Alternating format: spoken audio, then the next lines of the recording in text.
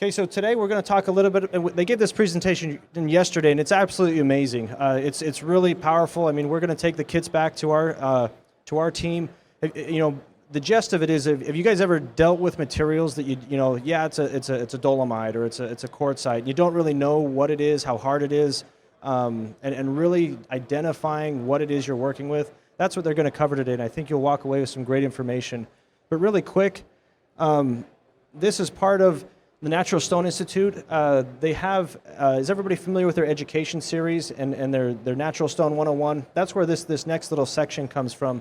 And I'm going to pinch hit for Mark Mario, he's here, but we're just going to talk a little bit about, I saw some heads nod. Have you used this before and presented it?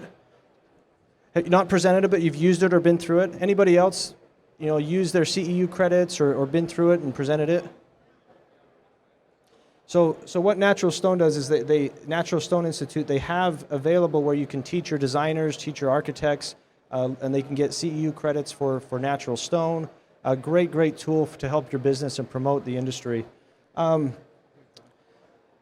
There's two different types of compositions. There's calcareous stones and siliceous stones. One is made up of calcium carbonate. The other is made up of silica or silicates. The three types of formations: sedimentary, metamorphic, and igneous.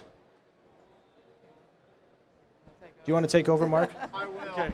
Thanks for covering for me, Blake. I'm sorry so much about being late, folks, and thanks for coming over here. So, it was your turn. My turn. As Blake said, the two families of stone, the silica-based and calcium carbonate-based, they have different formation methods. We'll go through. This is just a really simplified version of geology for natural stone. Then there's metamorphic, where the stone and minerals are compressed together under high heat and pressure from the shifting of mountains and tectonic plates, things like that. Igneous formation, the minerals were once in a liquid form, molten form within the earth, and they cool and recrystallize. So we've got this in a lot of our presentations, natural stone. It's both of the stone families, calcareous, siliceous, and then the three formation methods, where and this covers most of the common building stone materials. Some of the defining characteristics we can do with additional lab testing involves things like absorption, density, compressive strength, abrasion resistance for like flooring application, hardness, how easily things scratch, flexural strength. That becomes important when you're cladding the side of a building with material, big panels of stone, and you've got things like wind loads and weathering and constant movement of that building. Resistance to acids. So a couple of these things we're going to evaluate today. Use some simple tests to help kind of give us a better understanding so that you, whether you're a fabricator, distributor, installer, you are getting the stone from somewhere, you don't know that it's always labeled correctly. So this kit, my dear friends put together with our other friend, Karen Kirk, geologist, designed this kit with some simple tests that you can help evaluate stones on your own and give you a better understanding, performance-wise, what you're dealing with before you install it. Another characteristic, and we're going to use this one here during the test, is the Mohs hardness scale. This is not a linear scale or it's just a relative scale where, so 6 is not twice as hard as 3. All we know is 6 is harder than everything below it. 10 is the hardest element that we know, the mineral diamond. Everything below that has different levels of hardness, so it's just relative, one to the other, harder or softer. Higher the number, the harder the material is. And we've got part of this test kit that'll help us determine that. And I mentioned absorption. Some of that has to do with porosity. Porosity may be trapped voids within the stone, like this picture depicts, but the absorption would be when those pores or those voids are connected and moisture or water vapor or other chemicals can actually travel through the material. So they're related, but they're not the same. Porosity and absorption are not exactly the same. It may be very porous, but those may be closed and not easily transmissible. Now we get to do the testing. So hopefully we'll get everybody on schedule caught up on time. Yeah. I'll turn it over to you guys. Stu and Denise, go ahead. Okay, so I'm going to give you just a brief introduction to the kit because I really want to do the 2 tests that really show the most dramatic results. So in the interest of time, that's what 2 I'm going to focus on. But we're going to go through this kind of quick. What you doing? This is my Vanna White. You didn't make him wear the heels today, though. Right. No heels today. So in the kit, you get the instructions, and it tells you like which test to do first, what the answer means, how to follow along with this flow chart. The flow chart gives you lots of information about different stones, what are the characteristics, acid sensitivity, the whole gamut there. So it gives you lots of information with this. Like I said, this leads you step by step, what step 1, step 2. What we're going to do first, you put them in order? Yep. Just really quickly, one of the things we put in here is a glass tile. So if you don't want to go walk in, so you're shopping for stone, looking at slabs, whatever, if you don't want to walk in with this whole kit, you can carry a glass tile in your pocket. This will tell you at the very least if you have to use a corner to see if it's harder or softer than glass. That's going to kind of give you which side you are on this scale, which is kind of middle of the road.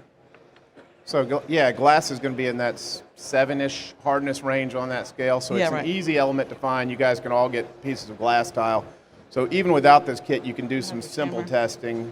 Yeah. Just when they put the slides up. So here, you going to hold them up? Yeah. glass is somewhere in that 7-ish range. So if you take a broken edge of a piece of natural stone, these cut edges aren't really as sharp as when it naturally fractures. You can try it, but yeah, if you take that one just sharp broken edge, if it will scratch glass, you can use this scale of hardness, and that'll give you a determinant that the material you're testing or evaluating is harder than the piece of glass. So it's going to be somewhere 7 or higher on this hardness scale relatively, which is a very scratch resistant thing. I mean, how difficult? You can scratch glass, but it's not easy. Then we added these for razor blades. We do a lot with restoration and homeowners. So this just makes sure that you're dealing with the stone itself and not something that's been put on top. No coating, no topical sealer. So if you just run this at a 45-degree angle, it removes anything there, so you're actually dealing with the stone itself. Some more accurate tests. We also have the magnifying glass here, Vanna. This actually works really good with quartzites because they're supposed to be more tightly bound together minerals, and so you can kind of see that a little better. It shows up really good on some of the granites too. It looks really, you can see a lot of those minerals as well. Yeah, you can get a much better look at the grain structure up close within the stone. That optical or visual inspection is one of the determinants, and there's some great photos included in this kit that kind of give you some guidance on whether what the material might be. Okay, so we're gonna slide this. So the next thing is the most hardness scale picks, which is where we're gonna start. This is what we're gonna do. So you start with the lowest number. Unless you've already done this, then you know you can start like 7, 6, 7. But otherwise, if it's scratching, if it doesn't scratch and you know you're below go that back 6 down. or 7, your Right. lower numbers. And you don't have to do like this. It really is like writing. And I'm going to do it on both of these. So that was a 2, nothing happened. Didn't scratch either of the materials. 3, still nothing happened. You're falling down the job. But you're not pressing down really hard, you said, just a little bit of it's pressure. like writing. It's not, Okay. I mean, I could do it with my keys if I press hard enough. That's picking up some kind of mineral there. That one left a little bit of a scratch. Yeah, I can see that scratch right here in front of our fingertips. On here, not here. So we flip it over and we do the 5. I'm starting to get, it's actually catching on some of the minerals. On that one. But is it actually scratching? Not I don't scratching. see the scratches No. left on there. You can feel it grab them. A little bit. So we already know this one is softer than 4. a 4. So Okay. on that relative That scale, just- it would be in that marble range. So now we got a scratch at 6 on this one. So if we, of course, if you have the scale up, but on this flow chart, it has the Mohs hardness scale. So for a 4, it's telling us that it's And of course, there are ranges, because we all know they're not, it's not all the same. So this is going to be in the marble category, and even can be up like with a serpentine. And of course, our 6 says we're in a granite. Granite, and you're just right at the quartz side. So then our next test we like to do is most important probably to me, is the acid test. So you want to see if it's acid sensitive. You wanna do This it? will narrow it down. I'm going to steal. This will narrow it down. So with the flow chart, you start out by scratching and seeing where your hardness is and different levels that start to put you into a category. And then by using the acid, you can find out if it's acid sensitive stone, and then that puts you really closer to what you're looking at. You know, if it's going to be acid sensitive, you're going to be in the marble range, in the calcareous range. So now what you're looking for is some vicious or bubbling, some active bubbling reaction with that acid. That's not a super strong acid. It's a little bit stronger than lemon juice or, Yes, 10%. or vinegar or something like that. Yep, 10% muriatic. Yep. 10%. Hydrochloric. But not as strong as, yeah, No, it's hydrochloric. not as strong as Hydrochloric. muriatic you would buy for a pool. That's like 30%, isn't it? So this is a third the strength of that. And if it's acid sensitive, it starts bubbling You immediately. see it right away. It's very obvious. So the acid is React- reacting with the calcite that is in this stone. So obviously this is a calcite. Let's get this off. So whether it's a marble or not, we know this has some calcium carbonate, so we would expect it's going to perform installed as a marble. Cleaning instructions, care instructions, I would treat that as a marble. We know it's soft, we know it's acid sensitive. This one did not bubble at all. Not at all. We didn't do it yesterday, but let's turn it over and scratch up some dust on the back and see Look if at we that. can get it to react. It left a little Did it? edge. Did it? Yeah, very slight it looks like. Maybe I'm wrong, Flip it over. but Well, that's Let me see mashed. that. Can you see any? No edge. No, nothing there? no. That's where the scratches Oh, okay. Thought I saw something. are. Oh, it's got Yeah, we're not gonna. I was hopeful we could do some Yeah. additional testing on there. And of But course, it- when you use this test kit, you want to do it on samples, not on somebody's countertop or in the middle of their kitchen floor. Closet works. But by the time you're called out to do a test like this, they Yeah. probably already have some visible Probably. etches or You scratches, won't or need it's not, this. or the material's not Plastic performing part. as expected, and that's unfortunate. So Yeah. And what's nice about this The kit, acid? Oh, sorry. you'll see it. That's why I said very, very vigorously. You'll see it almost instantly. Yeah. And what's nice about this kit is that anyone can use it. So fabricators, from a tile shop, stone refinishers. So it was designed for all those guys from all the questions that we always got. People calling up and saying, I'm working on this stone, but I don't really know what it is. So there's just so much materials out there today. This really helps. Yeah, the second or third homeowner comes into a home. I was told it was this, but I don't really know. And if you're in there refinishing, it's a great tool to have available. You don't have to know visually every stone in the world you've ever seen. You can take a educated guess if you've been around as long as Stu or I or Denise. But Stu's pretty good. yeah, a lot of people I know are. But if you really don't know, this is a great and super handy tool to give you a definitive results and understanding on how the stone's going to perform. Yeah, because the names are, I mean, that means nothing Oh, God, the anymore. name game is- That means nothing. Can it be classified as a range? Like if I'm having a limestone, which may be almost a marble. So can I just say that this will perform like a marble? Yes. So if we looked at that chart before a while back, the two classifications, so both marble and limestone, I think you guys refer to MLTs, marble, limestone, and Travertine. travertine. We do. They're all, marbles, limestones, and travertines are all going to be the same basic makeup of minerals, so they're all going to be acid sensitive.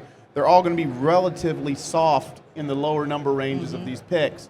But some of them, limestones, many times get classified or mislabeled as marbles when they take a high shine. But in a performance application, when they're installed, they do shine like many, many marbles do. So Jaisalmer yellow in India, they are actually limestones, but people then just call them marble. So that's where I'm asking that it is. Yeah. yeah, so in our Dimension Stone Design Manual, we say exactly that in the standards manual. Many dense limestones that will take a high polish are classified or commercially classified as marbles because they That's right. look and perform Yeah, like like Crema most marbles. Marfell is Yes. a limestone, and there's various other types that do that. Sure, yes, commercial classification because it's going to look and perform like a That's what I polished was marble. going to say. It's going to perform like a marble. And that's really what's important, especially for refinishers. If you're buying a material, you think it's this and selling it as that, and the homeowner has expectations for this performance, it's not going to etch, it's not going to scratch, and then they get it installed, and now they've got etch rings and Right. from salad dressing and wines and drinks, and they've got scratches from knives and Yeah. other utensils. You just want to make sure that you guys are protected. You guys have an understanding of what's actually going through your shops or what you're working on in the restoration side. I think the beginning of this kit started with the confusion around quartzites, or so-called quartzites that aren't really true quartzites, and people who bought them. Yeah, That's we- in here too. Yeah, and we got those calls every week. Their quartzites were etching, but they weren't really quartzites to begin with. So No. that was one of the big issues.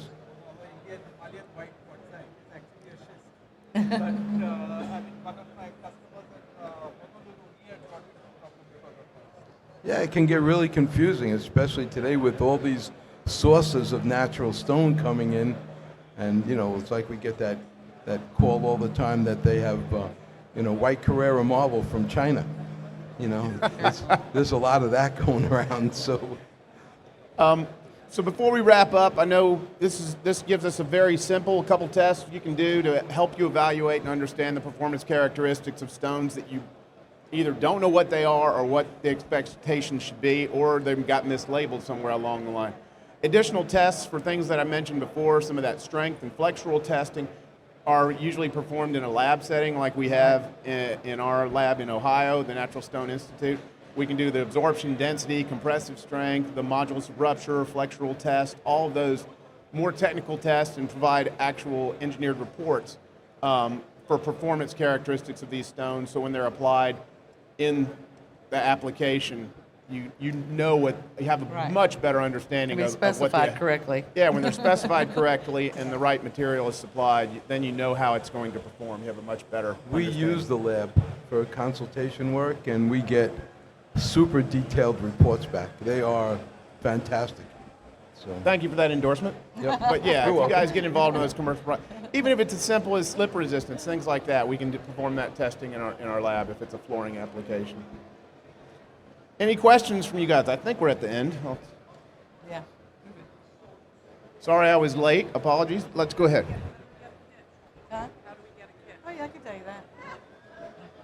Thank you for asking. Yeah, it's worth mentioning it. You guys don't have a booth, but they can No, get the not kit here, from we you don't. guys. Mention your Yeah. company, your website again. mbstonecare.com or mbstonepro.com. We sell it on both the sites there. So they have a retail consumer side of Yes. cleaners and products, and then you have And the then more for professional the level professional. products. I'll leave some cards. There you go. out. Yeah, I have cards too. Thanks so much for coming. That's all we have for you. If you have any other questions, we'll stick around for a minute or two before Blake kicks us out. We're good. All right. Thank you.